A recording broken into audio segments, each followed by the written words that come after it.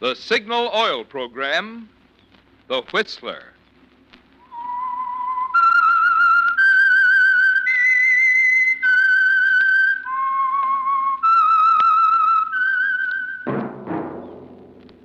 That whistle is your signal for the Signal Oil Program, The Whistler.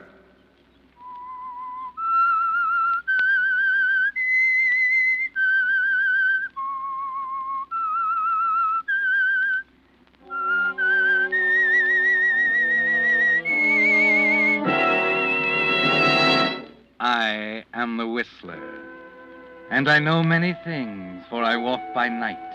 I know many strange tales hidden in the hearts of men and women who have stepped into the shadows. Yes, I know the nameless terrors of which they dare not speak.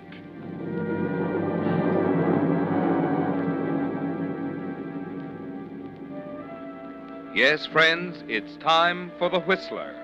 Now rated by independent research, the most popular radio program on the West Coast. And remember, let every traffic signal remind you, with new Signal gasoline, you do go farther than ever. Look for the familiar big yellow and black circle sign that identifies those popular Signal service stations in 7 western states from Canada to Mexico. And now the Whistler's strange story. 6-letter word for death.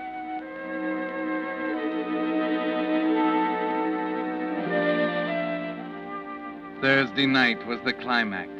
Every element in the marriage of George and Priscilla Haynes came to a sharp focus on that foggy Thursday night. 5 years of it, 60 months, 1,826 days, each adding a little pressure, each day contributing a little more water behind the dam that was destined to give way on that Thursday night, when the fog hung like a blanket over the campus of State College. George Haynes had known the marriage wouldn't work from the first. Yes, George, as far back as a month after your wedding, when you first felt the cold, sinking feeling in the pit of your stomach. And these 5 years have proven it. But no one but you seems to recognize it. No, George, not even Priscilla. George. George, I'm talking to you. Oh, I'm sorry, Priscilla. George, what's a 4-letter word meaning former? Oh, please, dear, I'm awfully busy and... Just this one. You say 4-letter word meaning former? Yes. Let's see, try Erst. What? Erst, E-R-S-T. That's a silly word.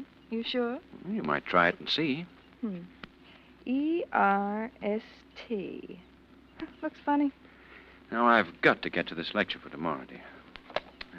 Let's see. Better open with Page's work on Cambodia.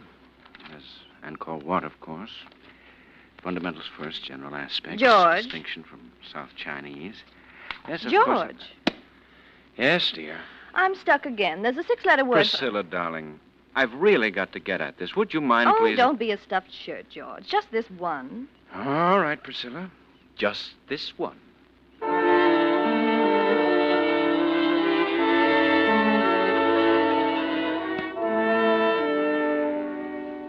No, George.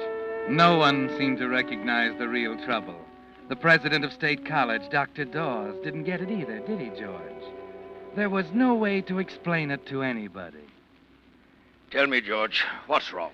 I'm afraid I don't understand, Dr. Dawes. Yeah, I'm afraid I don't either. As you know, the Regents have been considering you and Larry Price as possibilities for the chairmanship of the history department. I'd put a lot of faith in you, George. Now I'm beginning to wonder. I know my work has fallen off. What's the matter, George? I guess it's nerves or something. Maybe you need a rest. Why don't you take Priscilla and go No. on? I'm sorry, Dr. Dawes. I'd better go.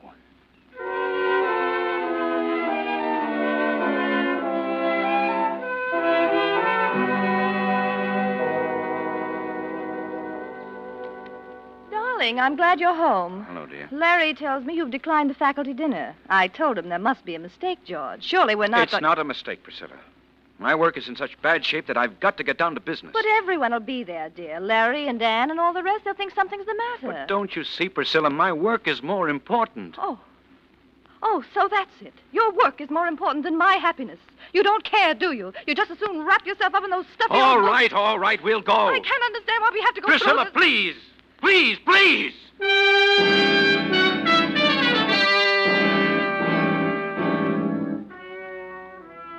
Larry and Ann and all the rest. They didn't get it either, did they, George? They can't understand the terror you feel when you realize Dr. Dawes is right. Your work is slipping. George Haynes, full professor of history, candidate for chairman of the department, is slipping. You feel as if you're standing at the edge of a cliff, and Priscilla, with her inane remarks, her perpetual round of afternoon teas, faculty dinners, and 1,000 other distractions, is easing you over the brink. 5 years of it, George. 5 long years. And each day, each hour, building like a tower of blocks, designed to topple into ruins on that foggy Thursday night. The night Priscilla invited Larry and Ann to the house for an evening of bridge. George, of all the stupid plays, that one takes the prize. First you double them into game, and then you... Well, he wouldn't have doubled if you hadn't bid clubs, Priscilla. Oh, that had nothing to do with it. He was I'm simply... sorry, Priscilla.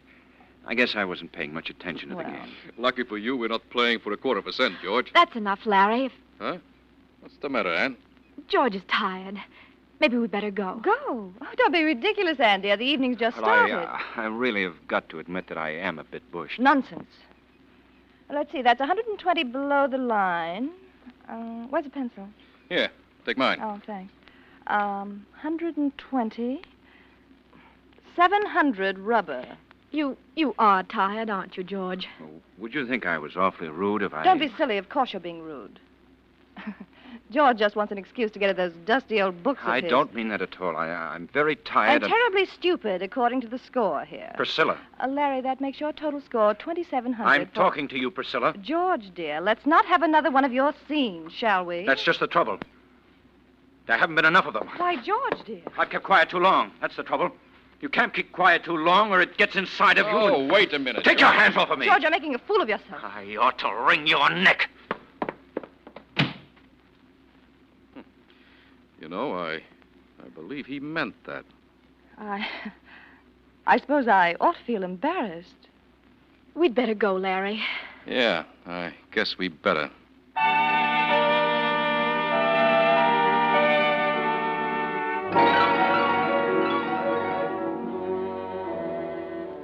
So the blocks toppled, didn't they, George?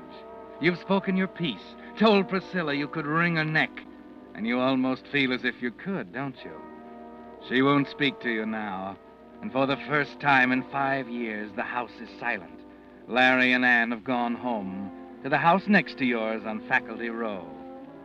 Outside, the fog is cool and clean, and you suddenly want to lose yourself in it, to feel it press around you and clear some of the haze out of your mind. 15 minutes later, you find yourself near the bell tower on the campus.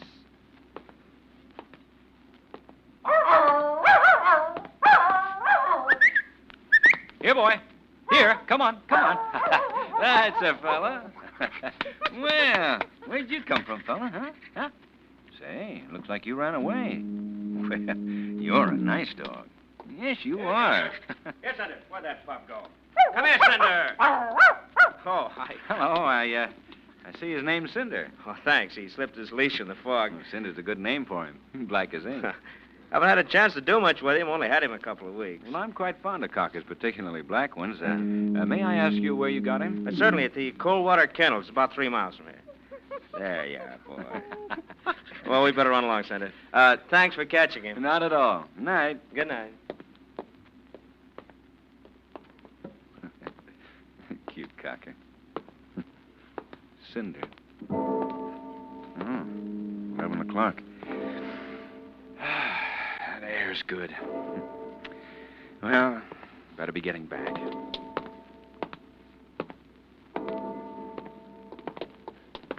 Oh, I'm so sorry. I didn't see you in the fog. Here, let me help. Ann! Ann, wait a minute. Huh. That's strange.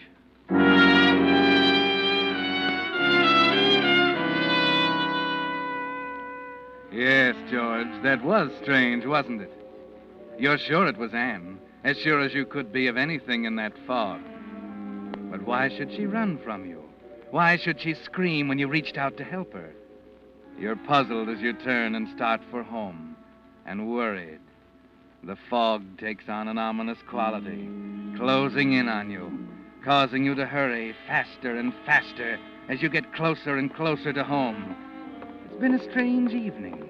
The quarrel with Priscilla, Anne's terror when she ran into you. Then, 10 minutes later, as you arrive back at the house and open the door, it suddenly takes on a horrible meaning. Priscilla? Priscilla?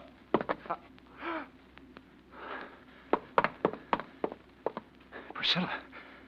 Priscilla. Dead. Strangled.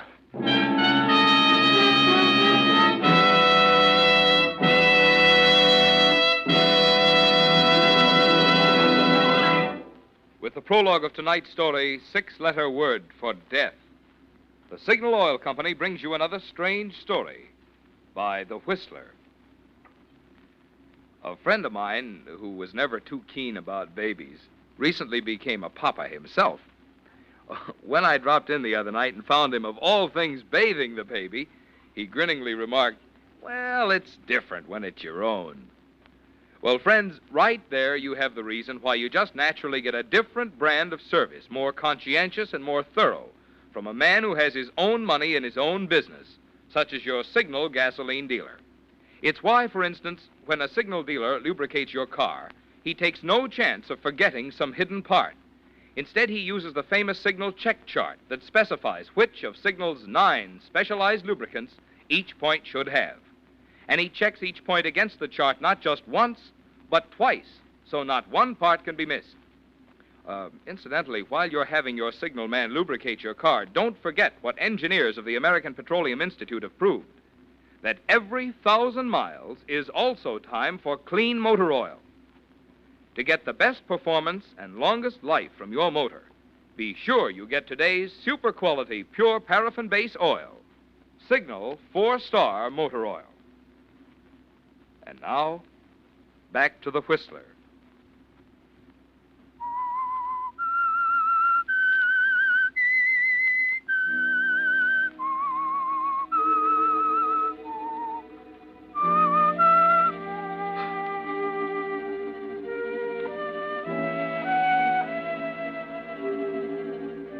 Yes, George, Priscilla is dead, strangled, lying on the floor by the window, a crossword puzzle and pencil beside her. For 15 seconds, all you can do is stand there staring at her. Then, terrified, you pick up the phone. Operator, get the police. Hurry.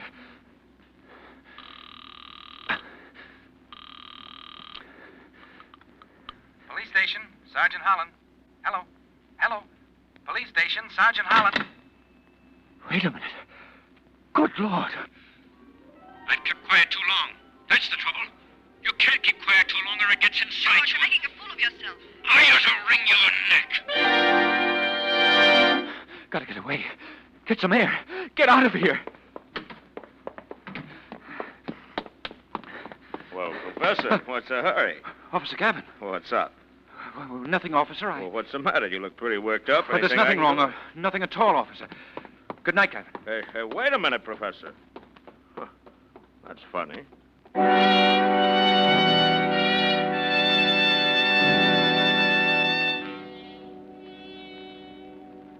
The fog, George.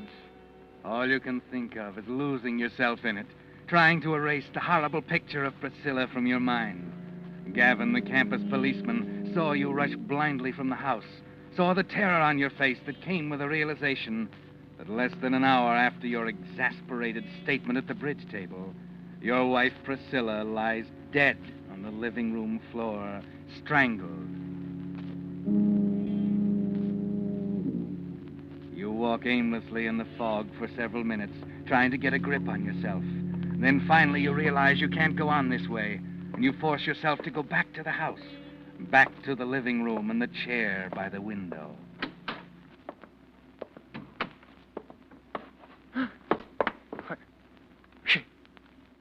She's gone.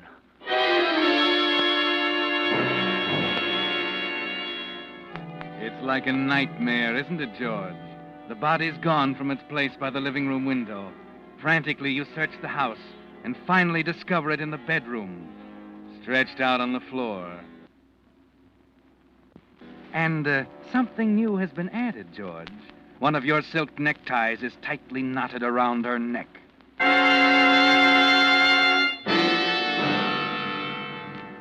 Well, George, it's clear now. You're being framed. The minute it takes your fumbling fingers to take off the necktie seems a year. And you can almost hear the police outside as you burn it in the stove. And then you dash next door to Larry's.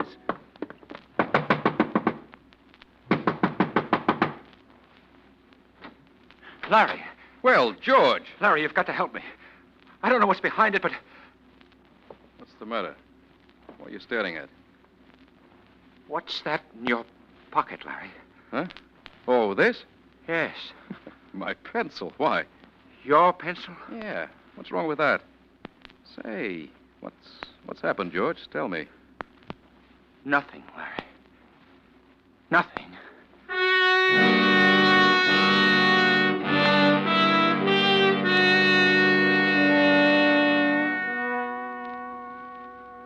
Hey, you need another cup of coffee, Prof. Here, let me get it. Why did he do it? What reason could he have for Don't get killing? ahead of yourself, Professor. You're not sure? I'm positive, Charlie. The pencil was right next to her body when I first went in. When I went back, she'd been moved, and the pencil was in Larry Price's pocket. That's pretty serious stuff. Charlie, you believe me, don't you? You don't think yeah, I'm... I know.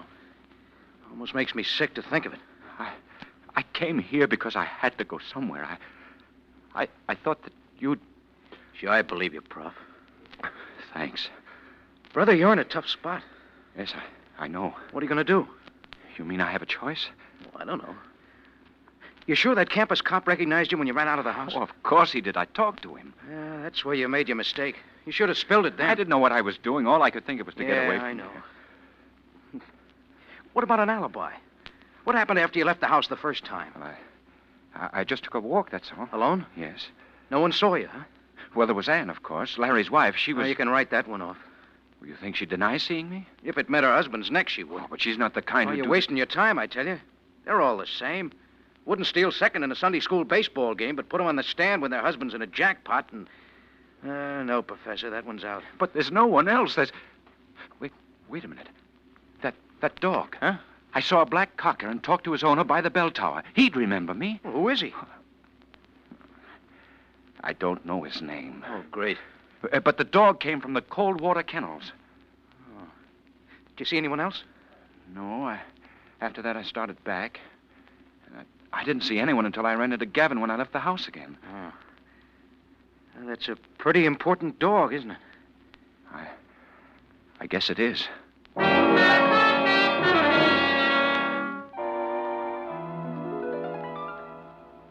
I'm awfully sorry. I would have telephoned, but the telephone... But the telephone was disconnected. Now, look.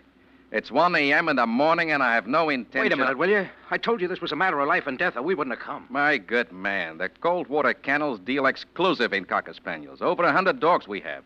More than half of them are black. How in thunder do you expect But me he to... said he bought in 2 weeks ago. Look, we've sold 30 dogs in the last 2 weeks. You don't know the man's name, don't even know what he looks like. You come here and get me out of bed at 1 a.m. in the morning and expect me to make miracles with a sales record. It don't make sense. All right, Mr. Coldwater. Come on, Professor. Believe me, I'm sorry, but if you only had something else to go on... Wait a minute. The dog's name was Cinder. Does that help? Yeah, there was a man. Wait. Called him Cinder. I remember now. Uh-huh. Who is it? Got it here.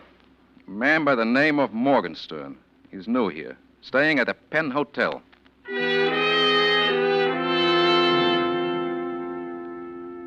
Morgenstern? Let me check the register. Morgenstern. Where have I heard that name? Morgenstern. We had him here a couple of weeks ago. Kendrick P. Morgenstern. Yeah, I remember him now. He came in one night with a dog, and we had to tell him it wouldn't go here against the house rules. I've seen that name. I know it. You've got a forwarding address? No, he just moved out. He was kind of sore.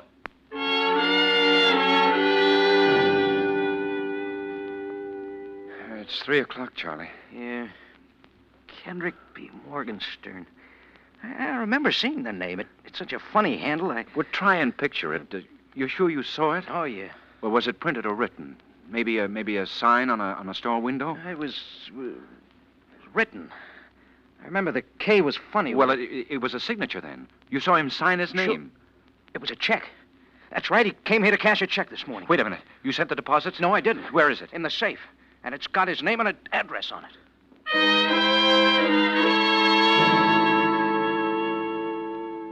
I'm sorry, Mrs. Brandon. I know it's late, but we've got to find him. You say he was staying here? Well, it was funny. A nice man, Mr. Morgenstern, but odd. He come here from the hotel with his dog about 2 weeks back. Thought the world and all of that But dog. you said he's gone now. Where is he? Well, I'm getting to that. He only took the room for 2 weeks, being he's due to go east tonight on the plane. East where? Well, I don't know. When? What plane? Left at midnight. But come 11 o'clock, he decides to take his dog walking. Well, I don't see him for over an hour. 12:30 it was. But then the plane's gone. Well, then he's here. Oh, no. Left in an awful hurry. Think he was going to catch the next plane at 2 a.m.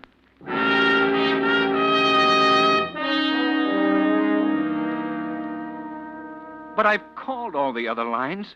Haven't you a record of a canceled reservation on the midnight flight? Very well. Thank you. Something's haywire somewhere, Prof. Oh, it's useless, Charlie. Nothing else I can do. What time is it? 4:30. You better go home and get some sleep, All Charlie. right, it's okay. Gosh, Prof, I hate to give up. Well, there's one chance left. What's that? Ann Price.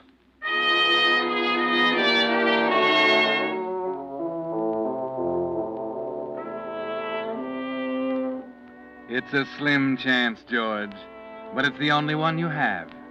After you leave Charlie, as you walk slowly through the campus toward Faculty Row, you try for the first time to think it through, to reason it out somehow. Larry's motive for killing Priscilla, Ann's terror when she ran into you, the brutal, heartless frame-up that hit you between the eyes when you went back the second time. It doesn't make sense, and you're too tired to think. Too tired to play with an impossible jigsaw puzzle.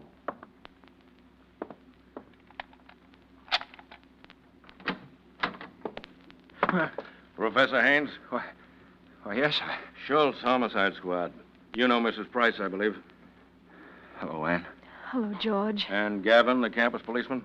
I saw Professor Haynes earlier this evening. Nice of you to come back, Haynes. There are 9 squad cars out looking for you right now. All right, I'm here now. What do you want? Why did you burn that necktie? Well, I didn't know that... It was used to kill your wife, Haynes. We found some of the ashes. Some of the threads were left on her neck. You tossed it in the stove, didn't you? Well, I'd rather... Did you burn that tie? Yes. Yes, I did. All right, Haynes, that's all we want to know. No, wait a minute. You can't. I can explain. Listen, Lieutenant, please. Ann, you're my last chance. You've got to help me. Tell them. Tell them you saw me on the campus. You know, Ann, by the clock. You've got to help me, Ann. Tell them, will you? Oh, George, I don't know what you're talking about.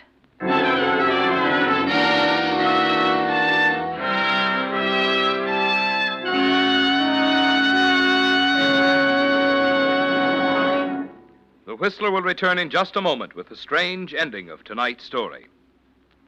But now, in honor of the Boy Scouts of America, our sponsor, the Signal Oil Company, has asked me to bring you a special message. What is a Boy Scout?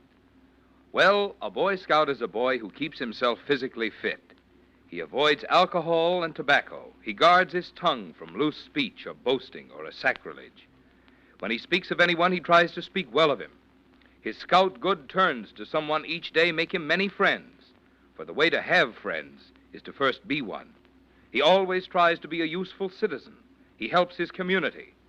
Another big thing a scout enjoys is camping. There he finds fun in games or swimming, finds new friends in woods and other fellows.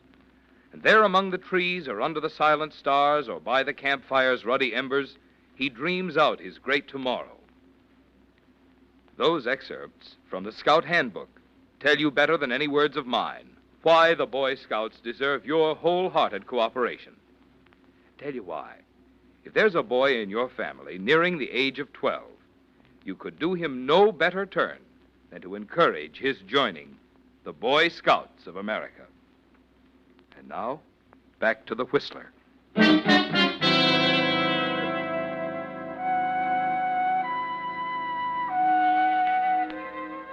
So that's it, George. Anne denies it. She didn't see you. Charlie was right, wasn't he? Women are wide-eyed and righteous until the chips are down, until something close to them is at stake. Then it doesn't seem to matter. You stand there quietly, looking at her for a minute. Then your knees begin to get weak and you sit down. You wonder for a moment where Larry is and decide he's probably somewhere rehearsing the testimony he's going to use against you at the trial. Then suddenly you're too tired to wonder anything. George. Please, Anne. You don't need to say any more. Oh, I know it sounds ridiculous for me to say I'm sorry at a time like this. I should have known it was coming. It's been written all over his face for the past month. What? Who are you talking about? Larry. Perhaps I'd better explain, Mrs. Price. You see, Haynes Price was in love with your wife. Why, that's ridiculous. Oh, it's true, George. It came to a climax yesterday afternoon. She refused to go away with him. That's fantastic. It's true, George. Oh, don't you see? That's why Priscilla was so unreasonable last night. But how long? Oh, months. I thought Larry was acting strangely last night after we got home. And then when I saw him leave the house, I followed him and... She saw the whole thing, Haynes. Good Lord. Oh, all I could think of was running. He knew I saw him and followed me across the campus. I ran into him at the bell tower, but he was so surprised. Oh, Anne, that was I. What? Why, I thought it was Larry. That's why I... Of course. You were frightened. Well, anyway, I went to the police, and Lieutenant Schultz came right out. Apparently, Price returned after she gave him the slip and realized his only out was to incriminate you.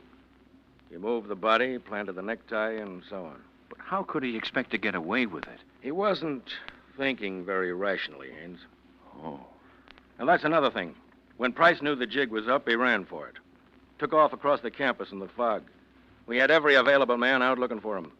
But it was pretty much of a needle in a haystack proposition in the fog for a while, until we got that big break. What was that? A little black dog. Apparently, the dog got excited when Price ran by his master and broke away and ran after Price. One of our men was attracted by the barking. All he had to do was follow the dog, and there was Price. Forgot to introduce our star witness, Professor. How do you do? This is the dog's owner, Mr. Morgenstern.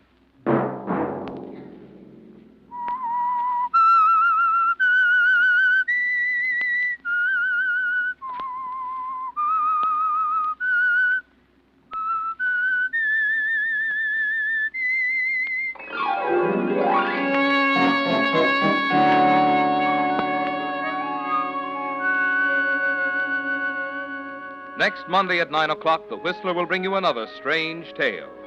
The Whistler is broadcast for your entertainment by the marketers of Signal gasoline and motor oil and fine quality automotive accessories, and by your neighborhood Signal dealer.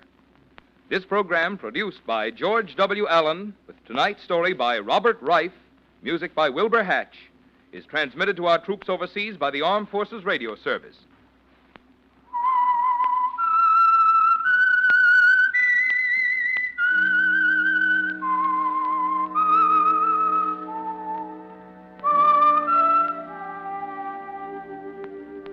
That whistle is your signal for the Signal Oil program, The Whistler.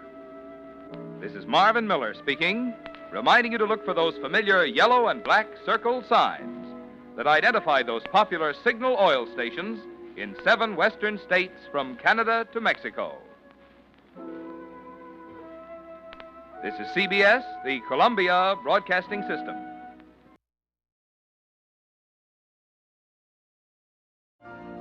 You've been listening to the OTR Gold Network. Find more classic radio at otrgold.com.